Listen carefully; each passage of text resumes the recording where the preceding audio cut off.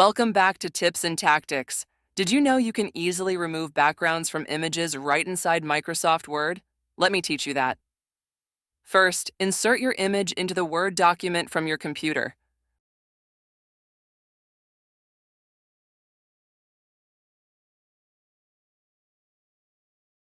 From Insert tab, click on Picture and go to Picture Format tab. You'll see an option called Remove Background. Click on it. Word will automatically detect the background and highlight it in purple. If it's not perfect, don't worry. You can adjust it manually. Use the Mark Areas to Keep and Mark Areas to Remove options to refine the selection. Once you're happy with the selection, click Keep Changes, and just like that, the background is removed. Now right-click the image, select Save as Picture, and save it to your computer. And that's how you remove a background from an image in Microsoft Word. Simple, quick, and effective. Thanks for watching, and I'll see you in the next video.